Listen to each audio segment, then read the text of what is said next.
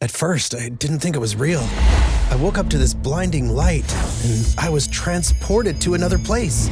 Pluto TV! Then I heard a voice. Come with me if you want to live. There were thousands of movies and shows, and they were all free. The truth is ours. It's just so beautiful. On Pluto TV, free streaming of Terminator 2, Fringe, Arrow, The 100, and The X-Files may cause excitement, loss of sleep, and sudden belief in extraterrestrials. No credit cards or alien encounters necessary. Pluto TV. Stream now, pay never. Badass of the Week is produced by High Five Content and $7 Productions.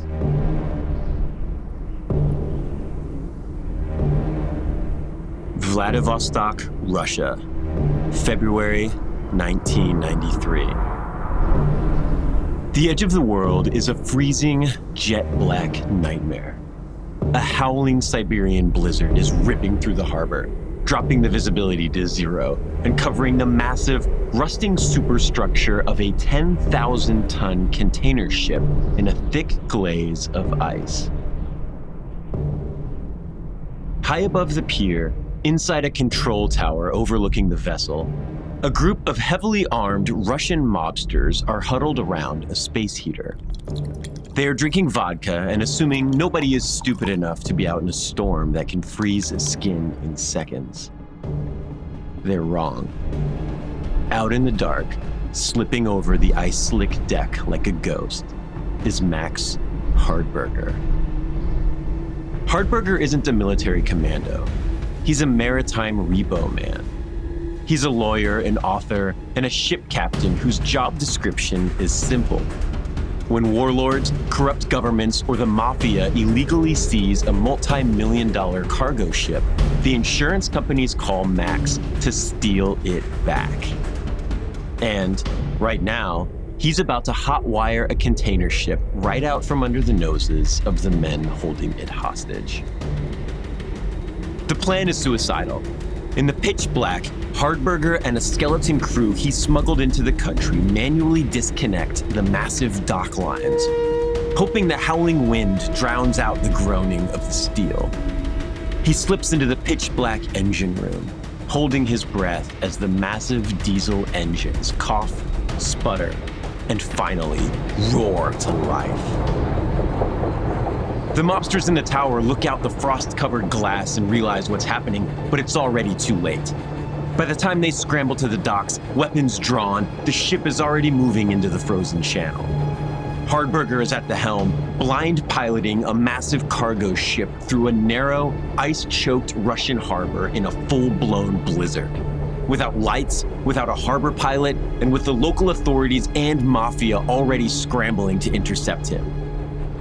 If he hits a sandbar, he goes to a Siberian gulag. If he makes it to international waters, he gets a paycheck.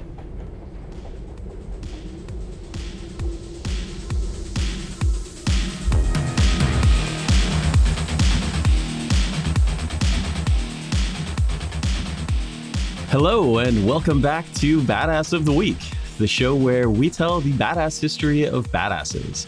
My name is Ben Thompson, and we are joined once again by our badass producer, Andrew Jacobs. Andrew, thank you so much for being here. We're going to tell another story of a maritime badass. I feel like you get called in for these a lot. Apparently. Glad to be here. I'm not keeping track, who was the last maritime badass that we did? We did the Potemkin together. Oh, that was fun. Yeah. And I feel like there's a lot of sailing involved whenever you're on the show. So I'm not sure why. Interesting. I feel like my dad is very into naval history. Perfect. And you would think you'd be like, yeah, he just passed it all down to me. He's probably listening to me like, Andrew, what the hell? That's entirely wrong. So I should steer clear of some of that entirely. Stick to subjects he knows nothing about. He'd be like, wow. Yeah. My father-in-law has a sailboat when he's a sailor. And so he knows a lot about this stuff too. And so he's always kind of I'm always a little nervous to use any sailing terminology because I'm going to say it wrong or something. Yeah. So, we've got important listeners to please here. Yes. Okay. So speaking of maritime history, I'm going to describe a person to you, and I want you to tell me how you think their job is related to maritime history. Sure. So there's a guy.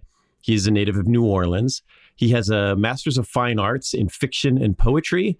He's a well-renowned maritime lawyer with a JD. He's also a commercial airline pilot whose job used to be flying medical cadavers across the country in a prop plane. And he got started teaching high school English and world history. What is this person's job? I mean, I know who we're doing in this episode, so I can't play along in full honesty, but that is quite the resume, for someone like that. In maritime, they could be be doing anything. Yes.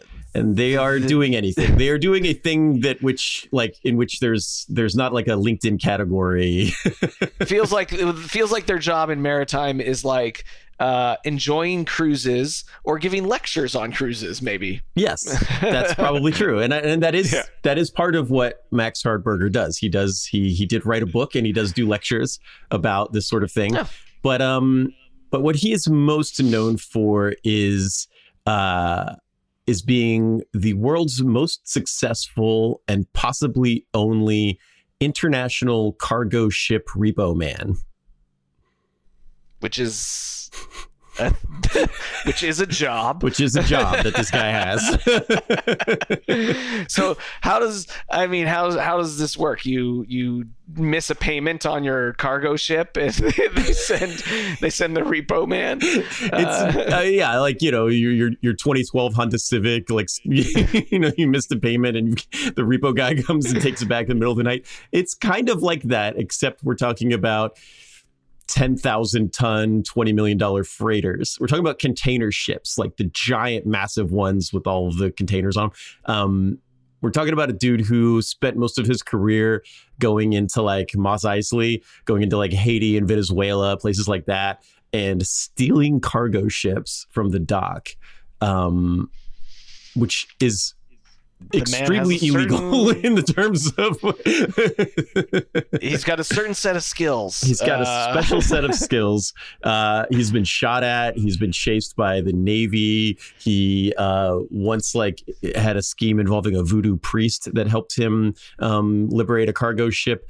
And he does all of this without carrying a gun, and he has never once failed a mission. I mean, I'm excited to hear all about him because this strikes me with a car, you pop it onto the tow truck or whatever and you fly off, you're gone, or you drive the car off, whatever. But a cargo ship, those things are pretty slow. Pretty slow. Yeah. It's a slow, super slow motion theft. Yes. They're stealing our ship. All right, well, you're going to stand there for 20 minutes while it slowly begins to back up. Right. And remember, unarmed too, because another maritime story you and I did was the Ministry of Ungentlemanly Warfare, where the British Navy went in there and stole a couple of supply ships from the Germans, but they were SAS guys with guns, and a lot of people died in the process. And then when you were chasing them, you could shoot at those guys. This guy doesn't have a gun, and so yes, he is using voodoo priests. He uses a case of ouzo to outrun the Greek authorities. And we're gonna take a break, and when we come back, we're gonna talk about a guy who can quote Joyce and worked as a white collar pirate. So stick with us. Cool.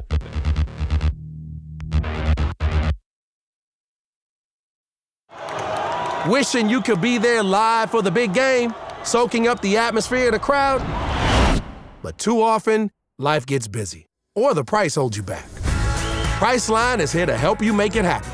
With millions of deals on flights, hotels, and rental cars, you can go see the game live. Don't just dream about the trip, book it with Priceline. Download the Priceline app or visit Priceline.com. Actual prices may vary. Limited time offer. Ryan Reynolds here from Mint Mobile. with a message for everyone paying big wireless way too much. Please, for the love of everything good in this world, stop. With Mint, you can get premium wireless for just $15 a month. Of course, if you enjoy overpaying, no judgments, but that's weird. Okay, one judgment. Anyway, give it a try at mintmobile.com/switch. Upfront payment of $45 for 3-month plan, equivalent to $15 per month required. Intro rate first 3 months only, then full price plan options available. Taxes and fees extra. See full terms at mintmobile.com.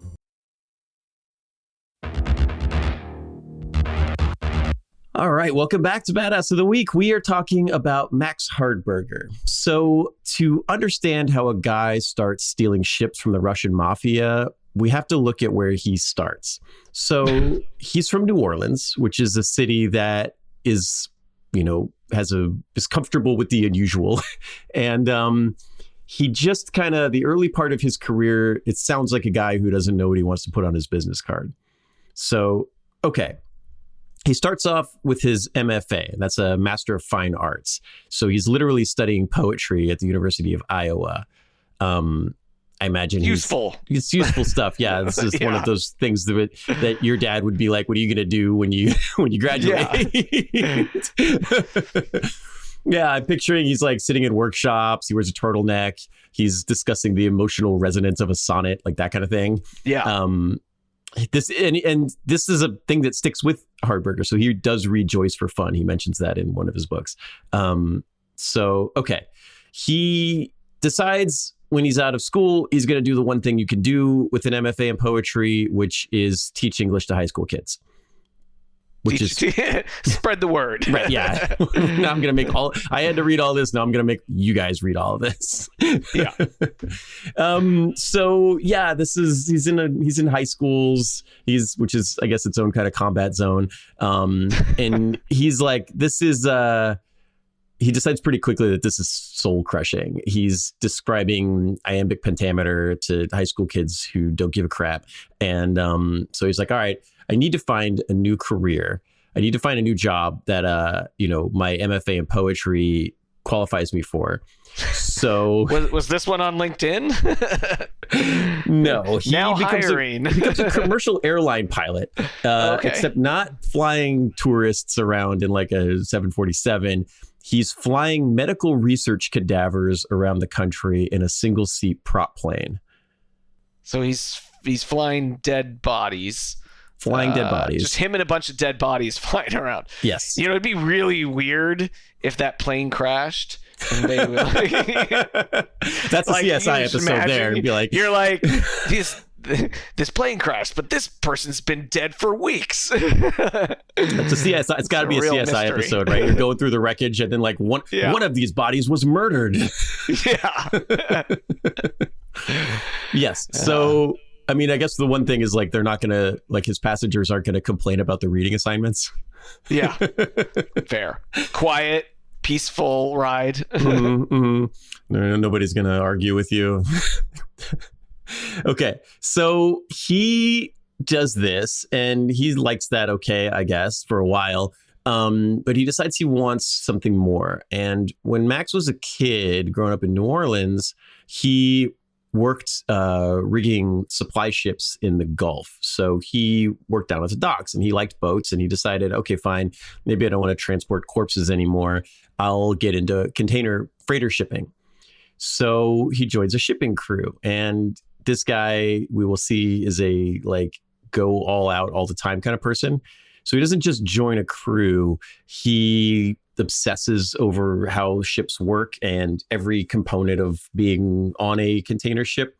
He learns mechanics, he learns navigation, he learns how to fix the thing, he learns how to navigate it, how to pilot it, all of the logistics involving moving 500 tons of cargo across the ocean. So, okay, he eventually becomes the captain of one of these ships. He's started as a greenhorn, second career, third career, makes his way up to being the captain of a multi-million-dollar freighter. How long does that take, out of curiosity? Years, but that's like, that's his career. It becomes his career.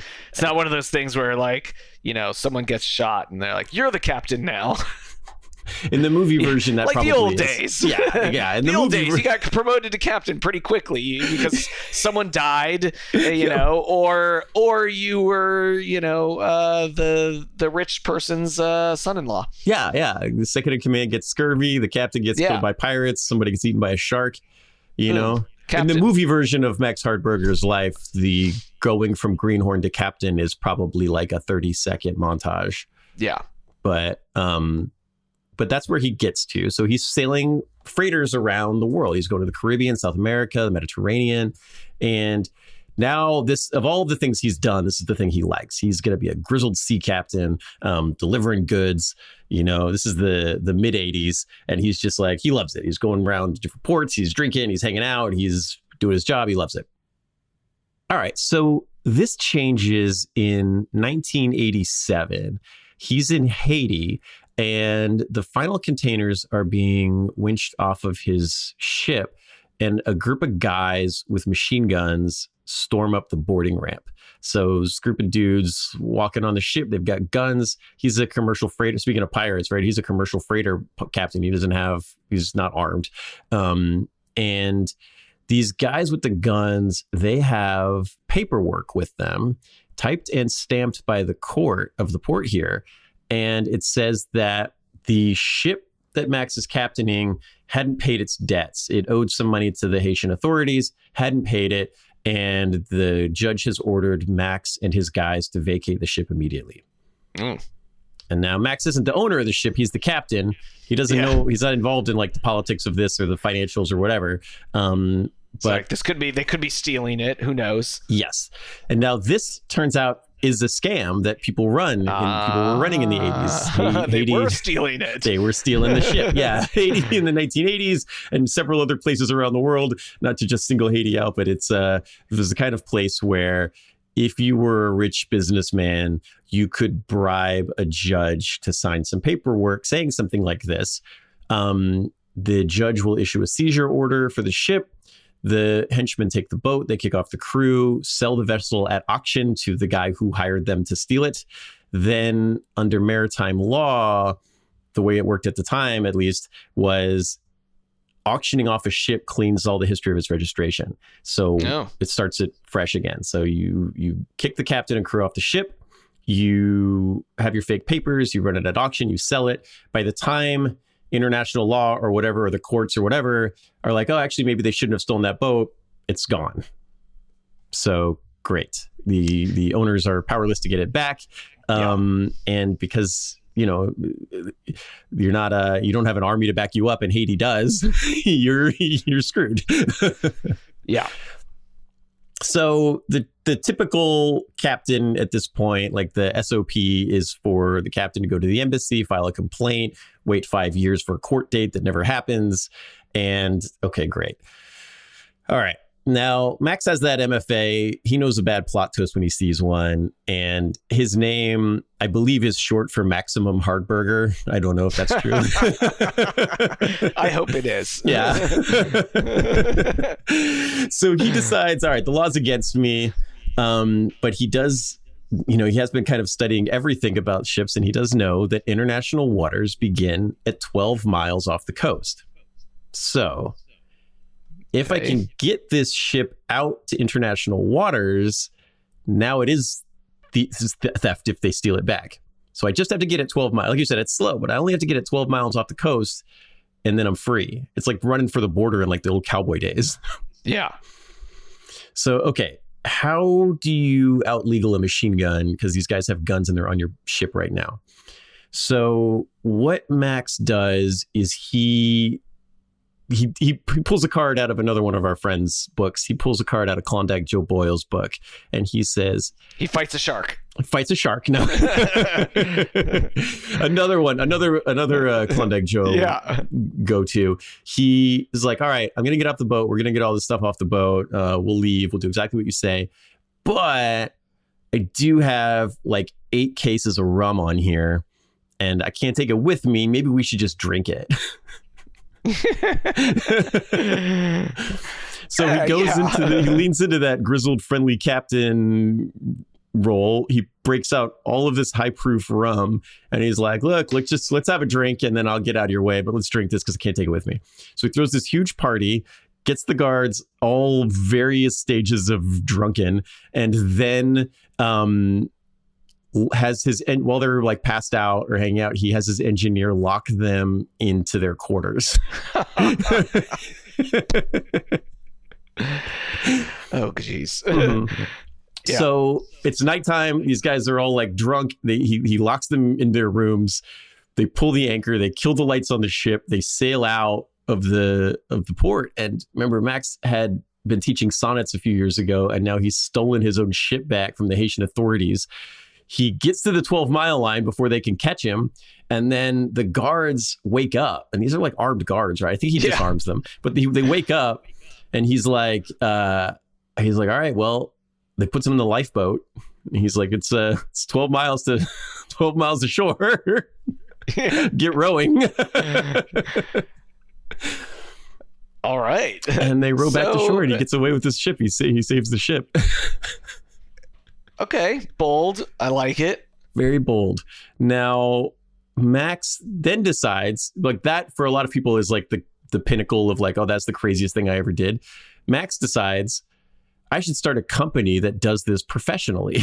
It's like, I want to do that again. Yeah, that was awesome. So, okay, after Haiti, he doesn't go back to hauling grain. He realizes he stumbled into this like weird hole in the global economy. Ships are being seized like this all over the world. This isn't like this wasn't a unique plan. There's different corrupt regimes are stealing cargo ships, which are very expensive, from companies that own them. And insurance companies are writing off like $20 million losses and stuff. And the diplomats and the governments are powerless to do anything about this. So Max founds a company called Vessel Extractions, which is a good name for a company. Yeah. Now, he decides, I'm going to start a company that will steal your cargo ship back before the corrupt authorities can seize it. I mean, that's a good it's a good business model, you know? Yeah. Like, it worked once. Why won't it work again? Why can't I make a career out of risking my life trying to threaten pirates and military guys? I'm just like this because this is the 80s, right? The late early 90s. Yeah. How do you even market that? Like, who are you? Yellow Pages? Yeah, that's what, ship stolen? Call Max. Like, what? His face on a bus stop somewhere. You know? Yeah. Okay. Yeah. You need a medical cadaver flown somewhere. You need to teach a 7th grader about Shakespeare, or you need to steal a container ship. Yeah. Out of Nicaragua. I'm your guy. Yeah. Now, he decides he's going to do this. He doesn't, we talked about ungentlemanly warfare, but he doesn't hire an army of mercenaries. He's like, I want to keep the group of people involved as small as possible, 5-6 guys, and I don't want to carry guns because guns are pain, because he's going to be traveling to some of these foreign country. You don't want to put that on an airplane. You don't want to try to get that through customs. And if you pull the gun on somebody who's trying to steal your boat, that's a good way to get shot. You better be ready to use it. Right. And he doesn't want to. He says it's a magnet for trouble. And he doesn't want to bring him. Great. So how do you steal a boat without a gun? He decides he's going to kind of lean into his true calling in life, which is to be like the drunken, grizzled American ship captain. So he'll fly to a country if they think that he'll get a call from a shipping container owner or an insurance company, and they'll be like, oh, you got to go steal this ship. So he'll fly there, he'll go to the port, and then he'll spend a week or two just hanging out on the dock, drinking at the bar, at the port bar. He'll do shots of whiskey, talk about glory days and stuff. He just acts like a guy whose life is falling apart, and he just kind of makes friends with the bartender, makes friends with the guys that work there. He's a character from a Hemingway novel.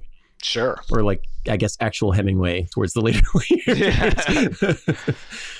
And so while he's doing this, he's actually scouting it out. He's trying to figure out which guards are lazy, which ones are taking bribes, where does the port authority keep the keys to the gate, right? What are the unwritten rules of the specific harbor? What's the code word for like getting them to open the gate, that kind of stuff.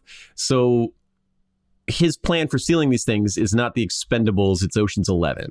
Yeah. Now, it makes a lot of sense. It does. It does. You know, I mean, the Expendables is, you know, they're called the Expendables. Not like, That's true. I'm not looking for that label. But I'd much rather be Danny Ocean. Yes, exactly. And so he was just kind of a bearded, grizzled Danny Ocean hanging out on the dock. And so he's going to do these non-judicial repossessions of these ships and correct a paperwork error with a blowtorch. That's his job now. He, you know, the ship belongs, according to all maritime law, all international law, the ship belongs to the owner of that ship. But, you know, when there's a group of, when you're in a port and those guys have guns and they have something stamped by the judge of that city, it's, you know, it takes time to get those things sorted out. And by the time they get sorted out, the ship is long gone. Okay. What do they say? Possession is 9/10 of the law. Yes, you know? exactly. Those guys with the guns might possess your ship. So, yes. Okay. So now he's going to go around. He's going to have some crazy adventures, and just becomes a heist movie from here on out. He's got the law degree. He's got his acting skills. He's got the mechanical knowledge. He's got a small group of guys, an engineer, and a couple other dudes with him. And he's going to go take on the Russian mafia, the Greek Coast Guard. He's going to go take on the Venezuelan Navy. And we're gonna get into a greatest hits here of some of the craziest extractions that Max is able to pull off.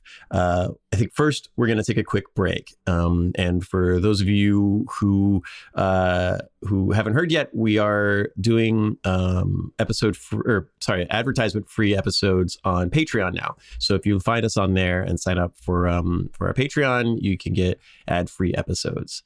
And for the rest of you, here is a word from our sponsors. Whatever your thing, it could be anything. Canva helps you make that thing a thing. Canva is a simple online tool thing. It's a way to design with our magic AI tool things. You can social media your thing, generate images or videos of your thing, make decks or presentations to show your thing. Whatever needs to be done for your thing, Canva can make it an even better and bigger thing. Canva, the thing that makes anything a thing. This podcast is brought to you by Carvana. Selling your car should feel like one less thing on your list, not one more. With Carvana, it is. Just go to Carvana.com, enter your license plate or VIN, and get a real offer down to the penny. No back and forth, no surprises, just an experience you can trust. Like your offer? Accept it. Schedule pickup, and we'll come to you with a check in hand. Your car, your timeline, your terms. Visit Carvana.com to sell your car today. Carvana. Delivery fees and terms may apply.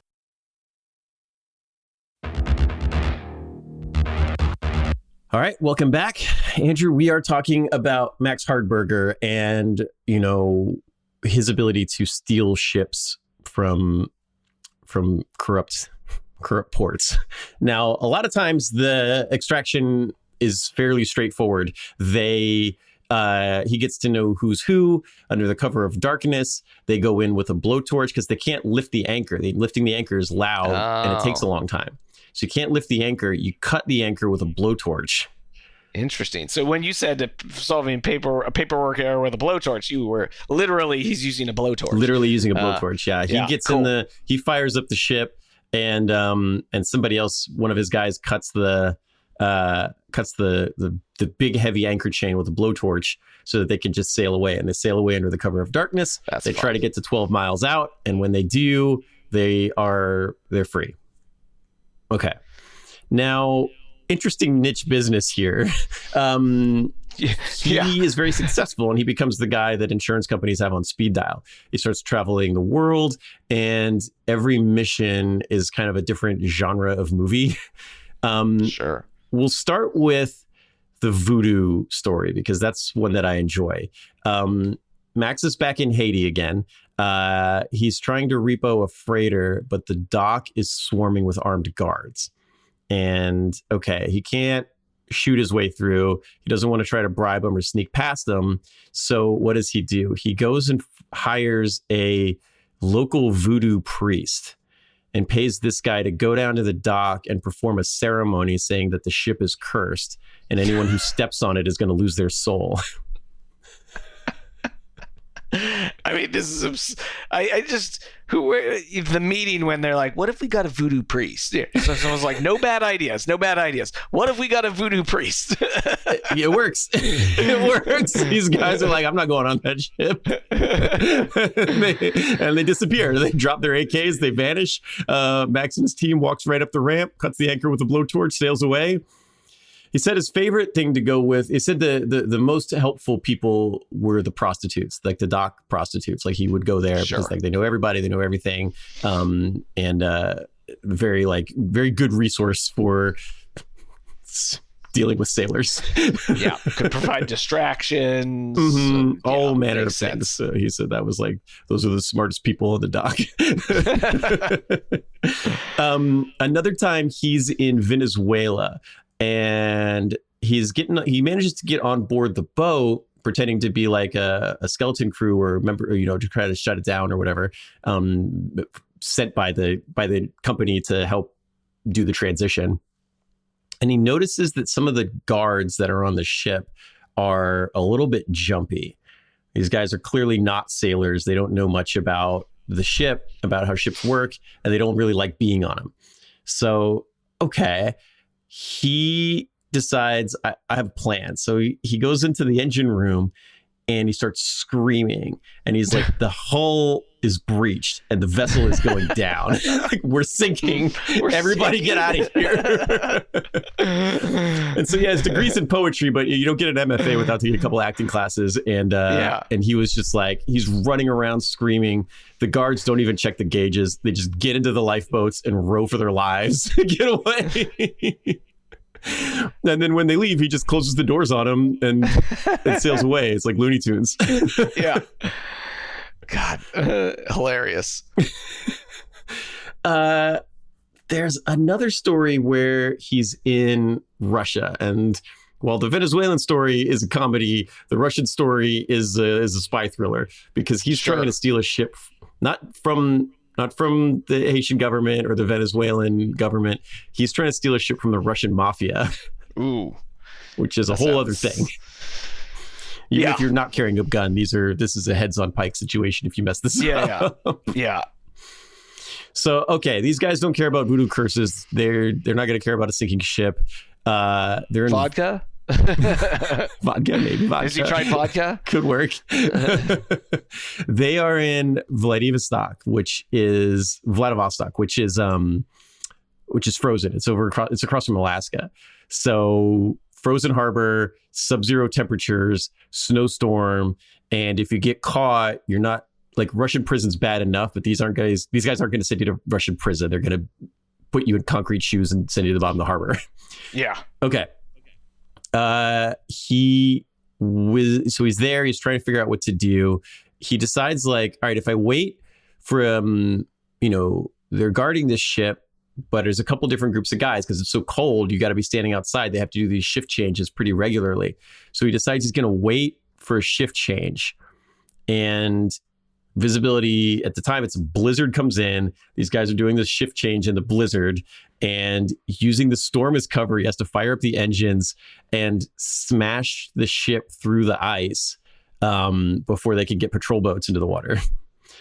So he's able to do this, but he said it was one of the scariest moments of his life was trying to figure out how to get out of the dock here, because having to do this shift change in a blizzard does not sound like a fun time. Yeah. You can't make this up. It's all sort of astounding. Like any one of these is like its own movie. Mm-hmm. It was just like real intense stuff. Yes. There's a story where he's in the harbor in Greece, and it turned out it was Greek Easter, which is on a different day than Catholic Easter, and he just was able to like that one, the vodka worked. He just brought like a case of ouzo, and they drank it. And then when they were mostly done drinking it, he sailed away, and that was the end of it. See you guys later. Yeah. Bye. As he slowly. Yeah. Yeah. Okay, so eventually, like, this works really well. He steals a bunch of ships. He probably makes a ton of money off this, because this can't be like this can't be a cheap thing. Can't be a cheap service Probably he's offering. pretty well. He's doing well, but eventually word gets out that there's a guy doing this, and his picture gets out, and like the bus stop picture of him with the thumbs up, like, I'll get your boat back, like that eventually starts getting into the hands of bad guys. Yeah. Who are like, all right, now he's on a most wanted list for people who steal ships back for their owners. Yeah. Okay, cool. Posted up on the docks. Have you seen this man? Right, exactly. Like the port guards have his picture up. And he realizes this, and then it's, kind of comes to a head when he's in the Dominican Republic. So at the time he's in the Dominican, word got out that he was seen around the dock. So the the Dominican Navy gets involved because they're in on this, I guess, or at least some ships from the Dominican Navy. So the Navy is sailing for the port, like warship, like a cruiser. Okay. So are they going to blow him up? like do they're opening fire on a guy, or if he steals a ship, are they gonna I'm curious what the plan is here, but yes, continue. The Navy gets involved. They start to go for it. He's like, I got to get out of here. So he has to accelerate the ship theft. So he goes that night, cuts the anchor chain with the blowtorch, gets in the ship, sails it away. They're ready for him, and they start chasing him with this warship. And, he can see them on his radar. He, by the time they're close enough to start shooting at him, he really doesn't want that to happen. So he's like, I'm not going to wait and see what happens. I'm going to run for it. And so he starts to take off, and there's an issue because the cruiser is faster than the container ship, and he's not going to make it. And it's clear that they're going to catch him before he can get out of there. So what does he do? He looks at his long-range radar, and he sees that there is like a tropical storm in the Caribbean. Like not a full-on tropical storm, but like a big, massive, major, terrifying thunderstorm. And he's like, okay, I know that this container ship is one of the more modern ones in the world. And I know that the Dominican Navy is using some older gear, specifically outdated older radar equipment. Equipment that's not really equipped to see through heavy rain and electrical interference. So if I drive into the lightning storm, they won't be able to see me. So he sails his multi-million-dollar freighter that he doesn't own straight into a tropical storm with lightning and wind and huge waves, and uses the storm to try to hide himself from the Dominican Navy before they can blow him up. Now he goes in, and the Dominican cruiser they won't enter. It's too scary for them. They're like, we're not going into that. It's a mess. So they're circling around the outside of the storm, and he goes into the middle of it. Now he knows that at some point he's going to have to come out of the storm, or the storm is going to move or whatever. So what does he do? He sends a group of guys to rappel down the side of the ship in the thunderstorm and repaint the hull, like change the name on the hull. So they're in the ocean in huge waves, in the rain and the thunderstorms. Two guys with a can of spray paint are hanging off the side of the boat, spray painting the serial numbers off the boat. Wow. I mean, this is madness. Yes. They repaint it with a fake name. They get to the next port, and there's no record of the ship that the Dominican Navy is searching for, because this different ship has arrived at port, not them. Yeah. It's like a mustache. It's like a nose glasses. It's like a mustache and a fake for glasses.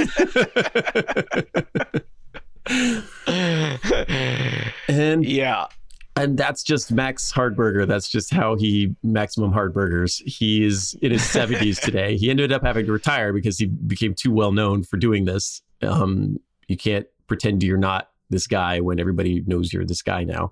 No amount of disguises is going to help you.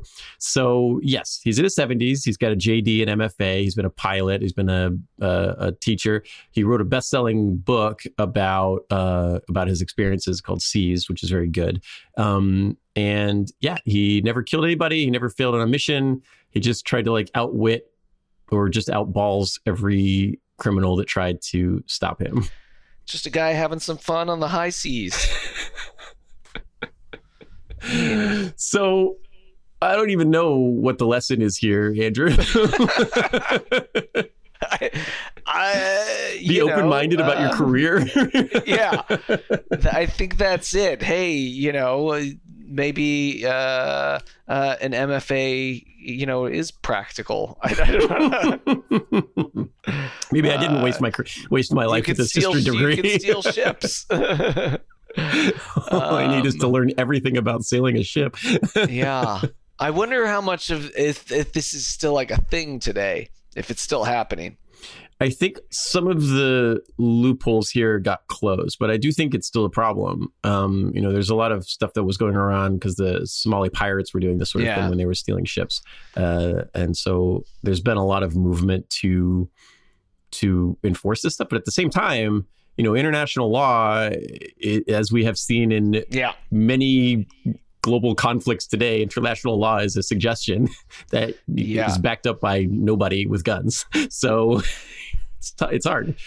So there's a potential career change for you, Andrew, if podcasting doesn't work out for us. You and me can you can talk to your dad. We'll learn everything we need to know. Yeah. There we go. Steal ships. And just steal a ship every now and then. Probably only have to steal like 3 or 4 before we can retire, right? That's got to be pretty lucrative. I mean, these are like multi-million. These things have like, tens and 20, hundreds of millions of dollars worth of stuff on them. Yeah. So, all right. Something to think about. Something to think about. So like, there's like repo men and like extreme repo men. Repo men extreme. Yeah. Yeah. He proved that you could outwit badasses without a gun. That's kind of cool. And wasn't afraid to sail into a thunderstorm to try to help people and make some money in the process. So it's fun. That's great. This is super badass. Just like the sort of idea, right? This guy's like, oh, I should do this for a living, and all of a sudden he's just stealing ships. It's insane. When we were talking about who to talk about this week, I remember you were like, let's try to find somebody a little more modern. I was like, well, there's that guy that steals. I've written about this guy. He's a repo man for container ships, and you're like, excuse me. Yeah, he's a repo man for container ships. That's definitely the response. What? It's the only response. It's very, very fun. Yes. I'm trying to think who plays this guy in the movie. He kind of looks like the most interesting man in the world. He's like this older guy. He's got like this white hair. He's got this white beard. Although, the when he wrote his book, he was well outside of his career. But I mean, I don't even know who you get for this.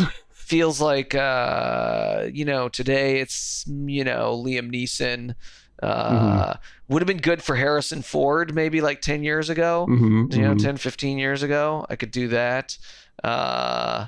Yeah, lots of possibilities. Yeah. Or you go younger, you get like Jake Gyllenhaal. Great. Sold. Hollywood. Done. Yes, I will approve. I will executive produce. Yeah. Hollywood, if you're listening. Yes. All right. Cool. Well, I'll say Jake Gyllenhaal was pretty badass in End of Watch. I don't know if you saw that. He was great in that. He's great. I'm a fan. So, all right, cool. I guess that's our episode. Thank you guys so much for listening. Like I said, there's ad-free episodes available through Patreon. Please do like and subscribe if you thought this was interesting or weird, or you have a friend that or a dad that knows a bunch of stuff about boats that might be interested in something about boats. You know who to send it to. And if you lost your ship, you know who to call. Yeah, if you lost your ship. Well, I guess he's not doing that anymore. I'm sure he knows a guy. He probably knows a guy. Yeah, he knows a guy. All right. All right. Well, thanks so much. And I guess we do this every week. So if you liked it, please subscribe, and we'll see you next week with another Badass. All right. Stay badass. Badass of the Week is produced by High Five Content and $7 Productions. Executive producers are Dwayne Johnson, Danny Garcia, Andrew Jacobs, Hiram Garcia, Brian Gewirtz, Frankie Chaparino, and of course, me, Ben Thompson. Writing is by me and my semi-regular but always awesome co-host, Dr. Patricia Larish. Story editing by Ian Jacobs. Our mixing, music, and sound design is done by the incomparable Jude Brewer. Production support by Jean McHale-Waite. Badass of the Week is based on my website, badassoftheweek.com, where you can read all sorts of stories about other badasses. If you want to reach out with questions or ideas, you can email us at badasspodcast@badassoftheweek.com. If you like this podcast, please subscribe, follow, listen, tell your friends, and tell your enemies. And please leave us a review. If you want to support Badass of the Week, please check out our Patreon page. We'll be back next week with another one.